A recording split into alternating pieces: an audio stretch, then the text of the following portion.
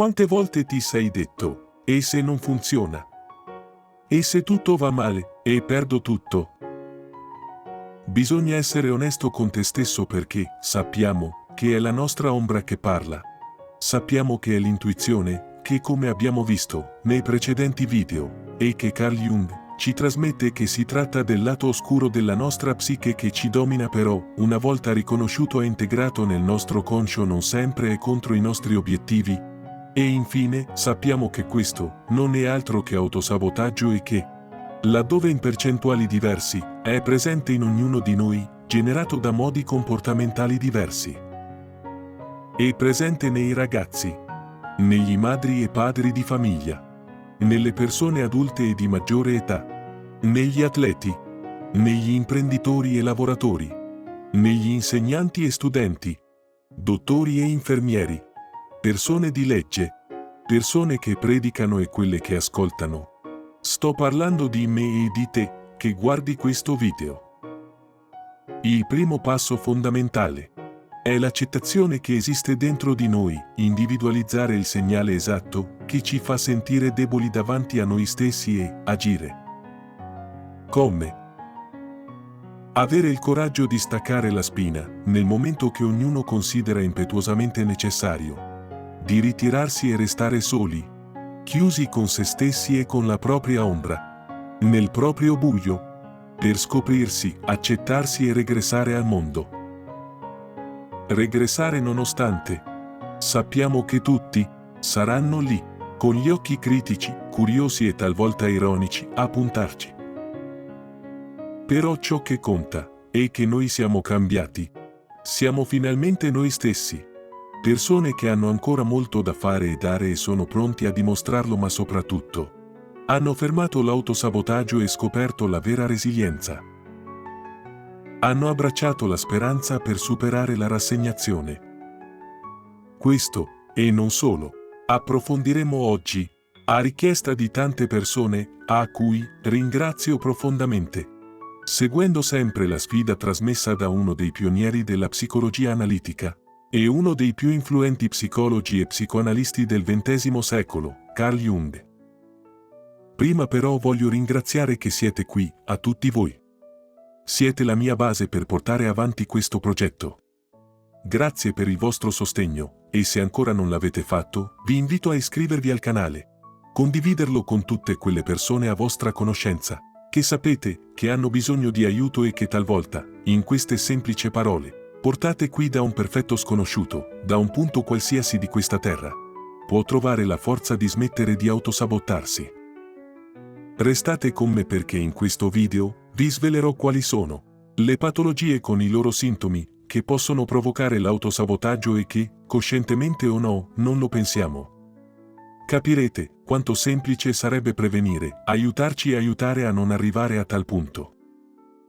Viviamo in una società frenetica, di continua trasformazione, piena di distrazione e rumore, dove tutti vogliono la realizzazione rapida, tutti vogliono il livello successivo nelle relazioni e una qualità di vita superiore, ma nessuno vuole eliminare le distrazioni, nessuno vuole affrontare le difficoltà incontrate, nessuno vuole sacrificarsi, nessuno vuole impegnarsi perché le cose si realizzino. Nessuno vuole stare con se stesso, chiedersi e scoprire se è veramente appagante ciò che vive e appagato come persona. Chiedo a voi tutti, in mezzo a tutto questo, quanti compiacciono la società pensando che solo così sono felici e quanti fanno veramente quello che loro vogliono fare, e solo per avere ciò di cui tutti abbiamo veramente bisogno, il benessere fisico ed emotivo. Cerchiamo di capire perché è imperativo staccare la spina. Prendiamo un esempio classico di ciò che significherebbe il staccare la spina e che talvolta molti potrebbero pensare che è equivalente al fuggire. La parola tanto desiderata presente nel nostro subconscio, negli ultimi anni, quasi tutti i giorni, vacanza, che deriva dal latino vacantia, e che significa assenza o liberazione da qualcosa. Quanti di voi riconoscono che ultimamente è presente quasi sempre nella nostra mente ma non lo diciamo, come nemmeno ci fermiamo a ragionare sul perché lo abbiamo sempre presente? Scrivetelo nei commenti, però, pensando veramente a voi stessi, a ciò che sentite in questo momento. Non è questo un esempio lampante di autosabotaggio? Il motivo per cui non si esprime la necessità di avere bisogno di vacanza è, primo, perché pensiamo che potremmo essere considerati incapaci o insensibili di fronte a certi problemi o situazioni sia sociali sia familiari, in un determinato momento critico. E secondo, perché la parola vacanza oggigiorno, per la maggior parte, ha perso il vero significato, in quanto non è altro che una continuazione della nostra routine quotidiana, a volte fuori casa dove possono capitare diversi disagi per non menzionare il problema economico in alcuni casi. In questo caso, il nostro conscio la vorrebbe, la necessiterebbe più di qualsiasi altra cosa, però, subentra il subconscio, la nostra ombra che impedisce il desiderio perché la vacanza di cui ha realmente bisogno è quella per se stesso, quel spazio per ritrovarsi, non altro stress, altre fatiche. Quindi, partendo dal fatto che il verbo latino vacare significa essere vuoto, essere libero o essere privo di occupazione, e sottolineando che il momento di staccare la spina non è fuggire, abbandonare ma un momento di imperiosa necessità per la nostra psiche, libertà per ritrovare se stesso. La vacanza non deve essere un tabù bensì un diritto sacrosanto di ogni essere umano, dal bambino al bisnonno o di più. Ciò che Jung nominava come deposito della nostra psiche, il nostro lato oscuro, quella parte a cui noi dobbiamo integrarla nel nostro conscio, se è usato solo per accumulare le cose, senza dargli la possibilità di sfogarsi, di alleggerirsi, arriva a provocare patologie molto pericolose con al final comportamenti di autosabotaggio. Prendiamo anche l'esempio del nostro proprio corpo, è una macchina perfetta. E quando rimane perfetta?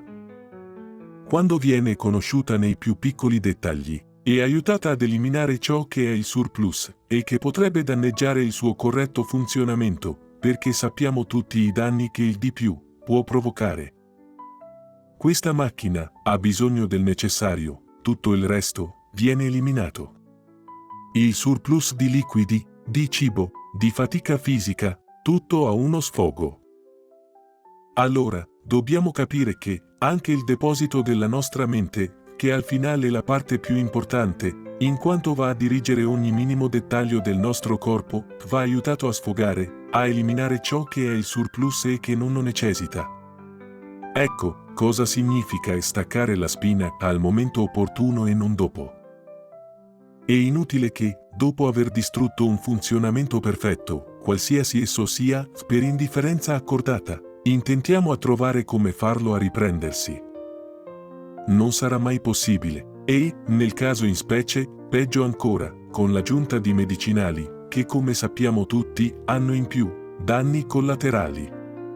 Il solo capire il necessario che gli serve, manterrà il perfetto funzionamento di questa fantastica macchina, il nostro corpo e la nostra psiche. E poi, è così facile non trascurarsi.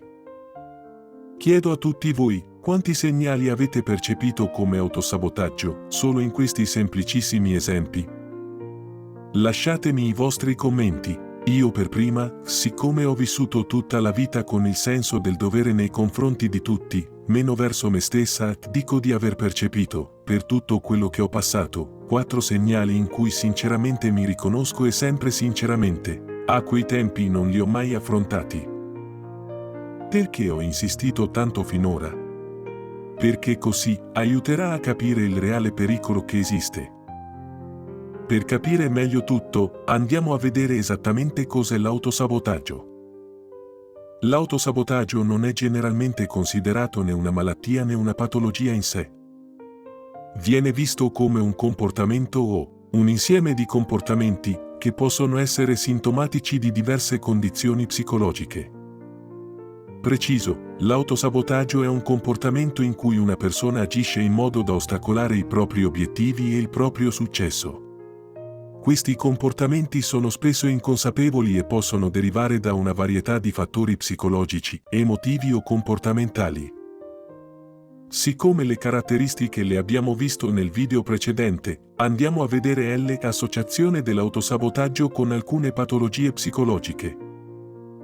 Depressione. Bassa autostima e sentimenti di inutilità possono portare a comportamenti autosabotanti. Ansia, la paura eccessiva del fallimento o del giudizio possono far sì che le persone evitino situazioni che potrebbero portare al successo. Disturbo bipolare, episodi di mania e depressione possono contribuire a comportamenti impulsivi e autodistruttivi. Disturbo borderline di personalità, instabilità emotiva e relazionale può portare a comportamenti impulsivi e autosabotanti. Ampliamo ogni patologia, per poter capire meglio e chissà, renderci conto, che alcuni di questi segnali li abbiamo visti in qualcuno amato, e che avrebbe bisogno del nostro aiuto. Disturbo depressivo maggiore, DDMO, la popolare parola, depressione.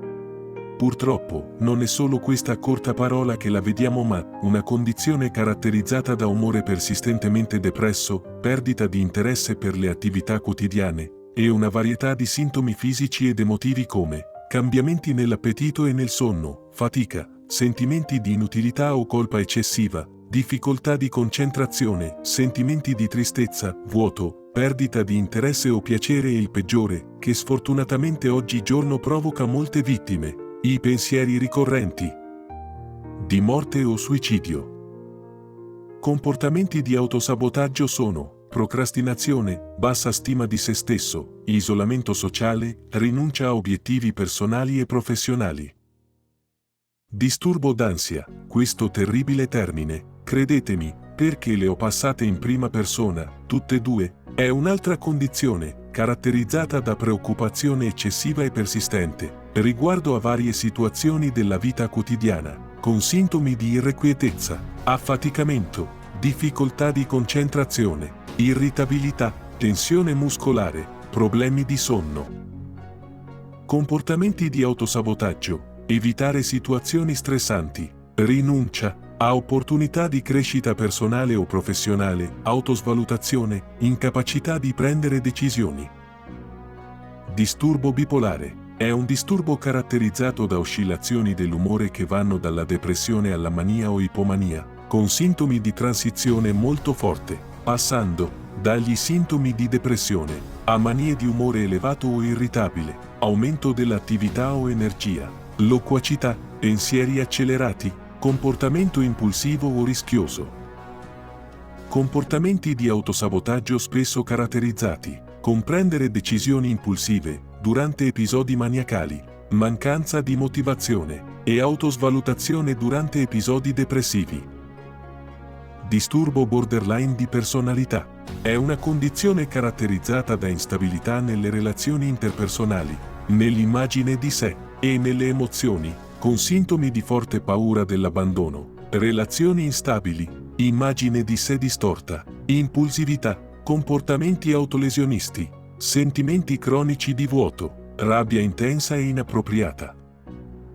Comportamenti di autosabotaggio, relazioni interpersonali tumultuose, impulsività in ambiti dannosi, esempio spese folli, sesso non sicuro, autolesionismo, sabotaggio di opportunità lavorative o educative.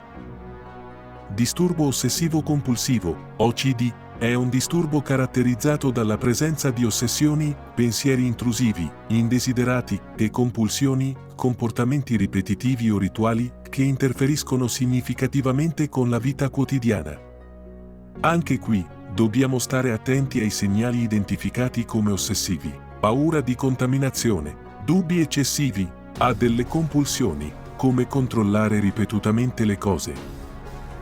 Comportamenti di autosabotaggio, un eccessivo controllo e perfezionismo, che impediscono il completamento dei compiti, ritardi nelle attività quotidiane, a causa delle compulsioni, evitamento di situazioni, che scatenano ossessioni.